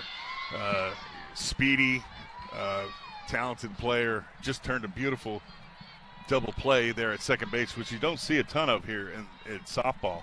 And so solid player. You want to keep her off the bases with her speed. She could easily score. The 1-1 pitch missing high for a ball, and it's 2 balls and a strike here on Miklas. Riley Jensen has been on base once for BYU in the on-deck circle. Hannah Jo Peterson behind her has been on once, reaching on an error. Here's the 2-1 pitch, misses low, ball 3. The count goes to 3-1 here on Miklas. Well, this is a huge pitch here for Brooke Carter in this softball game. She really wants to throw something in the zone here and make Miklas either offer at it or live to pitch another day. And she throws a nice pitch there for strike 2. This will be pitch, I believe, 91 for Brooke Carter. 17 batters faced on the evening for the right-hander. And here's the 3-2 pitch. Change-up. Strike 3 called. Well, despite the fact that Coach Eakins picked that pitch up and yelled, "See it!" because he knew that that was going to be an off-speed pitch, his hitter unable to see that that was off-speed, landed in the glove, strike 3, 1 out. 7th strikeout for Brooke Carter. Back to the top of the lineup. Here's Riley Jensen coming up. Jensen struck out and walked. First pitch, changeup in there, called strike 1. Well, it looked like an instant replay of the last pitch there. I hear, see it, so I know it's going to be off speed. And the hitters for BYU just not picking it up. Carter's been in a groove here for Utah Valley, and that one's lifted well to left field. Hit pretty deep, and that one's gone. A home run, an opposite field shot for Riley Jensen. And BYU's on the board, their second hit of the ball game and their first run here in the 5th. Well, absolutely. Who else would you expect but Riley Jensen? That's her 15th home run of the year. My goodness. Unbelievably talented hitter. Goes the opposite way. Takes it out of the ballpark. Got maybe a little bit of assistance from that wind out there in left field. But, hey, I don't care how it gets out of the park. That's a home run. Hannah Jo Peterson will come to the plate right here. An 8-1 lead after a nice kind of opposite field shot there off the bat of Riley Jensen. And Peterson, who's 0 for 2, strikeout, reached on an error, takes ball 1 high. 1 ball and no strikes here from Brooke Carter. Well, I'm sure most of the folks know that now BYU has gotten themselves out of the 8-run rule situation. So Utah Valley will have to come to the plate in the next inning as strike 2 is delivered from Carter. So right here, Peterson standing in. The senior from Camas, Utah. Camas, nice place. South Summit High. The 1-1 pitch. That one's hit well to right field. That's going to fall for a base hit. And the Cougars' bats are starting to come alive here in the 5th inning. Their second hit here in the inning. And now it will bring up Violet Zavodnik. Zavodnik 0 for 2, a strikeout and a ground out. And Zavodnik, another player with a tremendous power, 9 home runs on the season, hitting .402. So she's kind of a $6 million man, bionic player. Just plug her in anywhere and she can do it. Takes the first pitch high for ball 1 from Brooke Carter. It's 1 ball and no strikes, the count on Zavodnik.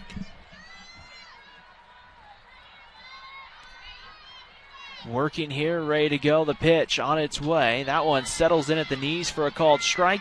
The count moves to 1-1 here on Zavodnik. BYU 1 run on 3 hits, no errors. Utah Valley 8 runs on 9 hits and 1 error. The 1-1 pitch to Zavodnik. There's a changeup that goes low for a ball, and it's 2-1. And you mentioned Zavodnik from Murrieta, California, Lakeside High School. Great softball, baseball area down there in Murrieta. The 2-1 pitch on its way. Zavodnik right back to Brooke Carter. Throws to first to double off the runner to end the inning. Well, that's a tough luck play. Hot shot, caught it, through to first. And that ends the 5th. We move to the bottom of the 5th. It's an 8-1 lead, Utah Valley. The Wolverines coming up after the break here on the WAC Digital Network. Some people see just another local Utah sports app. Oh, wait, what? A local Utah sports app? Introducing the new KSL Sports app, powered by KSLSports.com, Utah's only all-in local sports app, connecting you with all the action you love. The latest news, insider analysis, podcasts from the pros, and so much more. Free. Available right now, anywhere you are. Download the free KSL Sports app today from your favorite app store.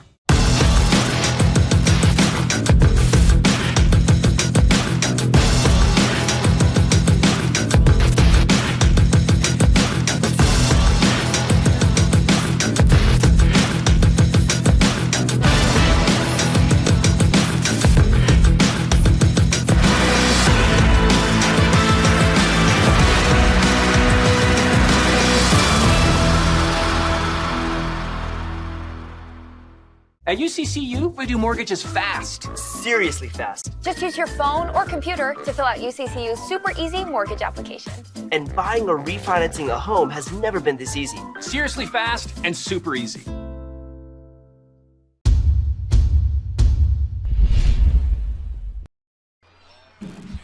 Bottom of the 5th inning here in Orem. An 8-1 lead for Utah Valley. Ryan Pickens and Josh Kalunke here on the call. On the WAC Digital Network, GoUVU.com, and the KSL TV app. Thanks for joining us here this evening.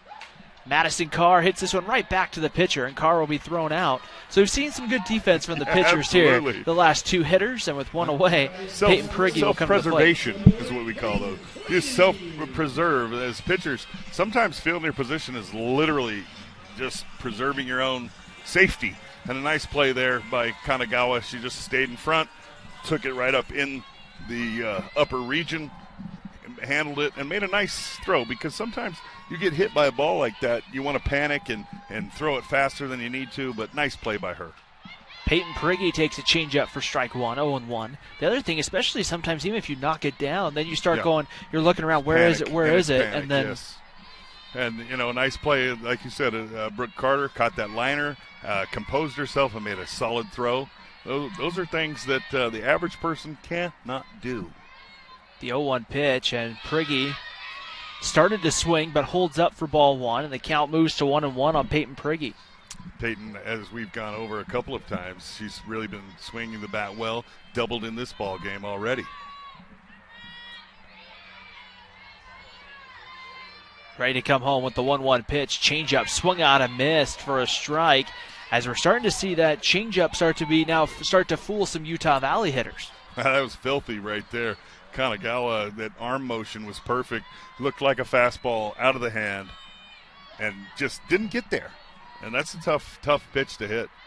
Here's the 1-2 pitch on its way. Changeup low for a ball, and it's 2 balls and 2 strikes coming here on Peyton Prigge. Emery Nielsen, the 9th place hitter for Utah Valley, in the on-deck circle. 2 balls, 2 strikes, 1 gone. Bottom of the 5th. The 2-2 pitch on its way. They'll appeal the first. Did not go. The count goes full 3-2 on a good at-bat here from Peyton Prigge. Yeah, and that ball was well off the plate, and pretty evident that she did not go around. So good call by the first base umpire, and let's do it again. 3-2. 1 out. Ready to go right here. The wind and the delivery. Changeup, swung out and missed. Strike 3. So Peyton Prigge down on strikes. And that will bring up Emery Nielsen. Well, I think that changeup from Kanagawa might be the dirtiest thing you'll find on BYU campus, because that is dirty. It is nasty, and she's just throwing that thing and with impunity. It just kind of, at the last second, from at least my vantage point, Josh, at the last second just has this drop on it. Where it's beautiful. It's just a nasty pitch. And I apologize for the BYU joke. Nielsen ready to stand in. If you have a good sense of humor, it was funny. Rolls it foul down the line for strike 1. Kanagawa has just really done a nice job now since settling in here in relief of Carly Brown. Both BYU pitchers really have not been, they haven't. Kyla Hardy has been the difference in this game so far with those 2 3-run home runs. No balls and a strike here on Emery Nielsen. The wind and the delivery on its way. Nielsen pulls that one foul, just gets a little too far out in front, and it's no balls and 2 strikes. May have been expecting the fastball there and got a changeup. Nielsen ready to stand in once again here. A strikeout and a ground out for Emery on the evening for the Wolverines. What?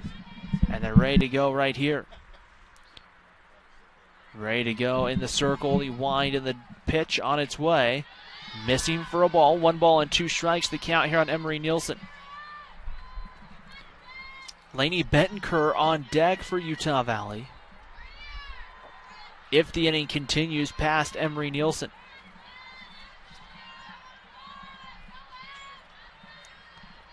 Here's the 1-2 pitch. Right there, and strike 3 called, and the inning is over. We head to the 6th here in Orem, an 8-1 lead for Utah Valley. BYU comes up after the break, looking to cut into the 7-run Wolverine lead. Local Utah Sports app. Oh, wait, what? A local Utah Sports app? Introducing the new KSL Sports app, powered by KSLSports.com. Utah's only all-in local sports app, connecting you with all the action you love. The latest news, insider analysis, podcasts from the pros, and so much more. Free. Available right now, anywhere you are. Download the free KSL Sports app today from your favorite app store.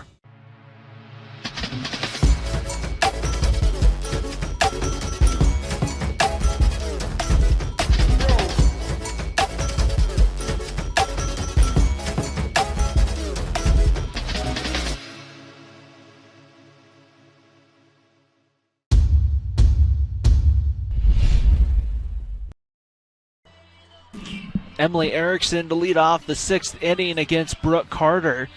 For BYU, the Cougars able to get a run in the top of the 5th inning on a solo home run from Riley Jensen. And now Emily Erickson will stand in from the right side. Erickson has gone down on strikes in both her plate appearances in the ball game. There takes ball 1. Erickson, a redshirt senior out of Phoenix and Sandra Day O'Connor High School. Has the 1-0 pitch on its way and takes a called strike on the outside corner, and the count evens up at 1-1. Sandra Day O'Connor already has schools named after her. I did not know that. Something I did not know. Phoenix. Huh. The 1-1 pitch on its way. That one rolled over to third. Sienna Sandoval double clutches, throws to first in time for the first out of the 6th inning. Well, great job by Sienna Sandoval, setting her feet, making a strong throw. Know your runners, always know your runners so that you don't panic when you make the play. And so softball, and baseball, both similar games, you have to be very, very, very aware of all the little things. It's such a detail-oriented sport is softball that it's kind of overwhelming to the average Joe. Martha Epinesa takes the first pitch, called strike 0-1. Epinesa's popped out to the catcher and also been hit by a pitch in the 4th. She got the old one hop into the thigh, which is the best way to get hit by a pitch, unless it bounces twice. You can't ask for those much. Epinesa swings and misses for a called strike 2, or not a called strike 2, but a swinging strike. It's 0-2. Yeah, that was a good swing there by Epinesa. She gets a hold of that thing, and it's going to be off the on-ramp to I-15. She just missed that pitch. Good pitch from Brooke Carter. Ready to go right here. No balls and 2 strikes. The count. Carter kicks and comes home. Changeup, low for a ball, and it's 1-2 on Epinesa. Well, and Epinesa being a big hitter, she gets a lot of those balls in the dirt, and you see that. There's another one that bounced in, but of course you got Beja Query back there. Even though there are no runners on right now, with Beja, you can throw all those pitches even with runners on, because that's such a nice job of blocking pitches. The 1-2 pitch swung on, popped up, and foul. We'll do it again, 1 ball and 2 strikes. I've seen catchers sometimes with nobody on just kind of lazy's not the right word, but just kind of nonchalant, just try to just let it go. And I've always said, don't you want to at least try to kind of just keep your muscle memory going of, hey, when it's in the dirt, I move. Yeah, you got to move those feet. That's always kind of been my thought, but I never played catcher even growing up, so you know. I did, and I was bad enough that I discontinued. The 1-2 pitch. That's a ground ball back up the middle, a hard hit ball from Epinesa. Yeah, that ball was smoked up the middle. Epinesa does such a great job of getting her hands to it and just smoking it back where it came from. And great job by Epinesa, the third baseman for BYU, with those great feet that I've admired over there at third base. Marissa Chavez will be the hitter right here for BYU as the conversation taking place in the circle. Devin Kretz, I believe, is throwing in the UVU bullpen. Katie Zuniga as well. Yeah, it looks like both young ladies are up in the bullpen. And, of course, if you're Utah Valley, you want to have them ready should something catastrophic take place. But right now, this continues to be Brooke Carter's game. A 1-for-1 Chavez is walked and then doubled and sends that one foul down the line. Well, out in front of that fastball, I think obviously anticipating fastball all the way, and she just got her hands out in front and couldn't keep it fair. So again, Brooke Carter has done a great job so far in this ball game of making a lot of foul balls turn into just loud strikes and then going and getting the hitters. There's a bouncing ball to Emery Nielsen. They'll get the out at second. Hardy with the turn, not going to get Chavez, but Utah Valley gets the lead runner for out number 2, and that's the important out right there to get the lead runner. Right, and great job by Emery Nielsen. Make sure that you get that out. Great job by Hardy to see that ball all the way in and not try to get cute with the quick turn, and sometimes you try to do that, you don't receive it, and all of a sudden there's first and second, one out. But great job. Make sure of that out. Then throw to first, see if you can get him, but good runner in Chavez. Fly ball hit to right. Lainey Bettenker will run it down, and the inning is over. We move to the bottom of the 6th inning. It's an 8-1 lead for Utah Valley. It's the UCCU Crosstown Clash on the WAC Digital Network. At Intermountain Healthcare, we understand that broken arms haven't stopped. Babies continue to be born, emergencies continue to happen, and doctor visits are still needed. At Intermountain Healthcare, we've put the measures in place to safely care for you in these difficult times. So please don't put off the care you need, especially for stroke-like symptoms, chest pain, difficulty breathing, or other urgent care. We're here for you. Visit intermountainhealthcare.org/here-for-you to learn how to get the care you need. The road to national championships runs through NCAA.com and the NCAA Sports app. And whether you follow one college team or all of them, it's never been easier to get the content you want all in one place. With live broadcasts of multiple championships across all divisions. With exclusive access. Ready to go? And highlights for every single championship. Stay in the game all season long with NCAA.com and the NCAA Sports app. Bottom of the 6th inning here in Orem. Our next broadcast coming up here on the WAC Digital Network. It's hard to believe we've reached the end of the spring sports season, but everyone will have a chance to rest and recuperate. Rest and recover, I should say. Whatever the recuperata. Yeah, recuperate is, I think, what you're looking that's what for. I was going for. Thank you, Josh. Yeah. It's been a long day. I got you. You and your multiple degrees from big universities. May 7th, we'll have softball here back at home at 10 a.m. first pitch against Tarleton. And then baseball, we'll have a noon first pitch. That's graduation weekend here at UVU, so they'll have a lot of different things going on campus. So move the start time for some athletic stuff up. And big news today out of Utah Valley baseball program, actually, is longtime head coach, 18 years with the program, 13 as the head coach, Eric Madsen, decided that he would resign from the program effective immediately. So associate head coach David Carter takes over for the rest of the season. Coach Madsen, just a wonderful man, as there's strike one on that is Bettenker. Yeah, Bettenker. I apologize. Jade Miller. Jade Miller, actually. Oh, Jade Miller re-enters, we should say. And Eric Madsen did an amazing job with the baseball program, and now, as there's one out on the fly ball, but you and I both have covered Utah Valley baseball for a long, long time. We've covered softball now for a while, but with baseball, tough to see Eric go.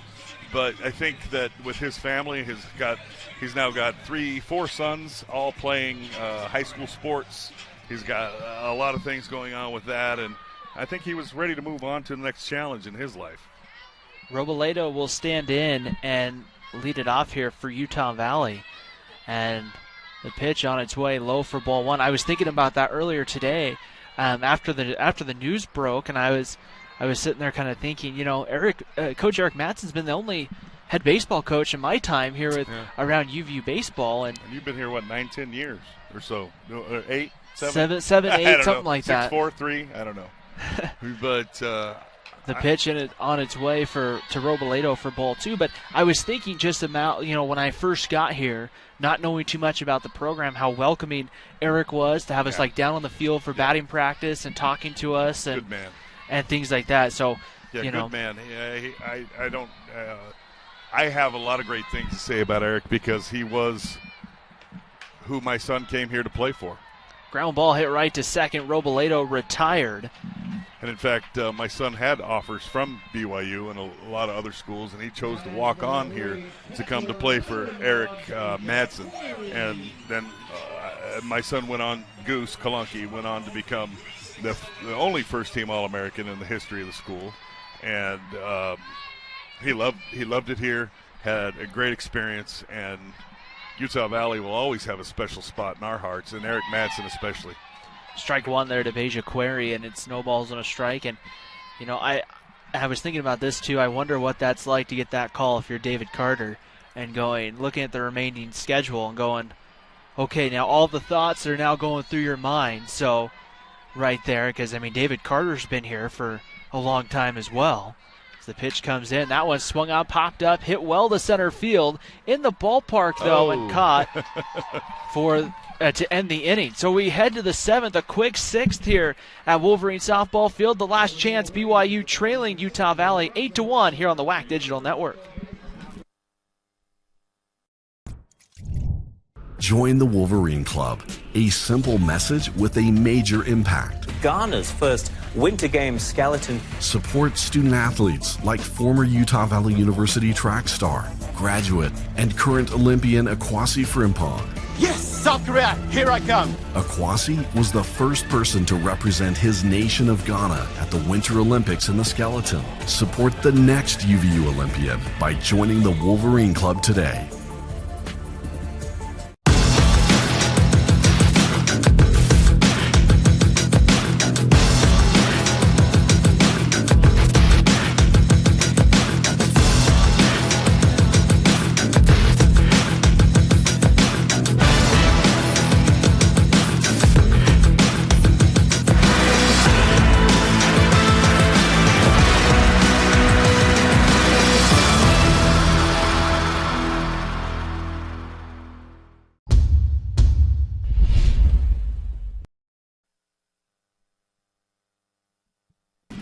Top of the seventh inning here in Orem, an 8-1 lead for Utah Valley.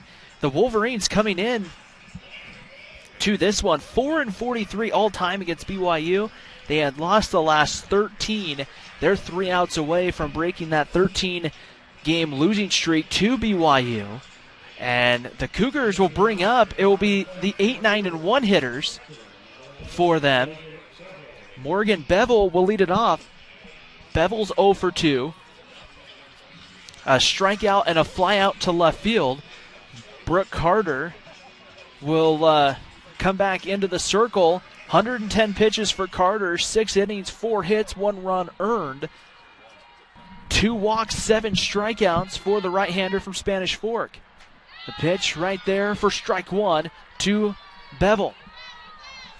Well, right now, Utah Valley, with if you're Brooke Carter, you've got to throw strikes. Let BYU swing it and let your defense help you out. The 0-1 pitch, that one missing for a ball, and the count evens up at 1-1 right here. If you're BYU, you're just looking to get some base runners and try to make this one interesting. Absolutely. You just want base runners, base runners, base runners. Pitch outside for ball 2, 2 balls and a strike. Really, because it gets tricky to look at a 7-run deficit and say, hey, we're going to try to make up 7 runs. Yeah. But if you can get a couple of runners on base, things start to happen. Chip away. That one's going to be popped up, and that is going came in here with us did that foul ball. Clint Berge did not make a play. But I'll tell you, in that same vein, if you're Utah Valley, it's one out at a time. So it's very cliche. That ball's hit well to left, but foul. And for strike two. It's very cliche to say one out at a time and one run at a time, but it truly is when you're in a situation where you have a 7-run lead and you're in the top of the 7th. You can put a team away, and they have got to go one base runner at a time and chip away. And so that's what BYU really is. Hey, each hitter take it upon themselves personally, as now the count runs to 3-2. Well, and that's the thing, too, because you talk about if you're Utah Valley, you have to somewhat stay aggressive and continue to do what has gotten you there. Yep.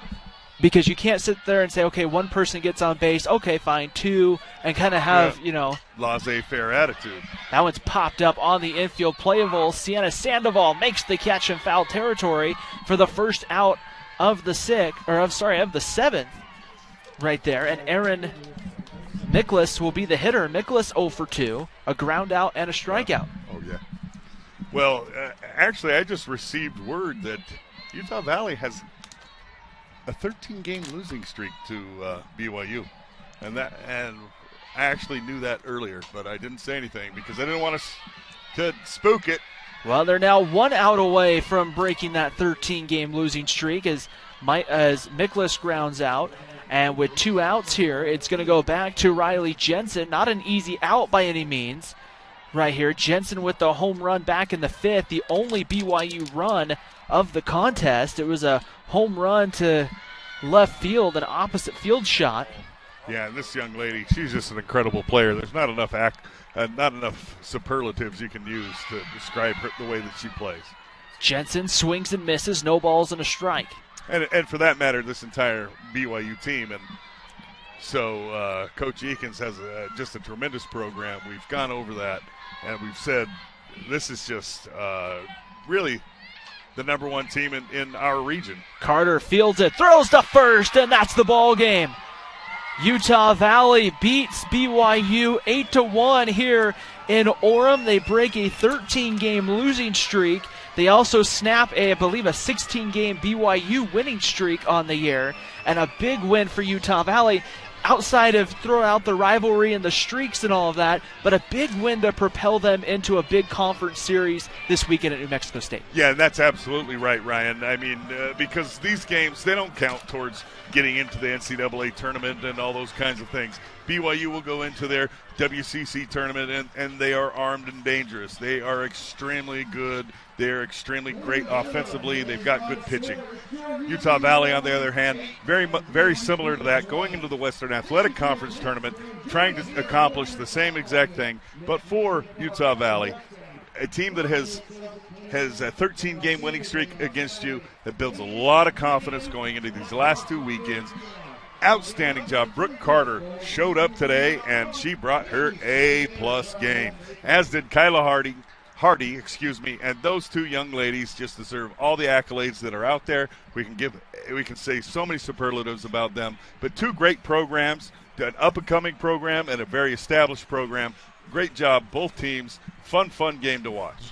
Yeah, great win for Utah Valley. The Wolverines pick up their 20th win of the year. They're 5-7, getting ready to go to play 9-3 New Mexico State this weekend. They'll be back at home on May 7th and 8th, I want to say, where they'll have Tarleton, who's currently 4-8 in the WAC. That's it, and then you go to the conference tournament. So an opportunity for Utah Valley to really look to go to Las Cruces, and at least you want to probably get 2 out of 3, but we'll see what happens right here coming up this weekend. It's been a fun ball game here at Wolverine Softball Field. Utah Valley picks up an 8-1 win for my partner Josh Kalunke. I'm Ryan Pickens saying so long, where tonight Utah Valley wins the UCCU Crosstown Clash.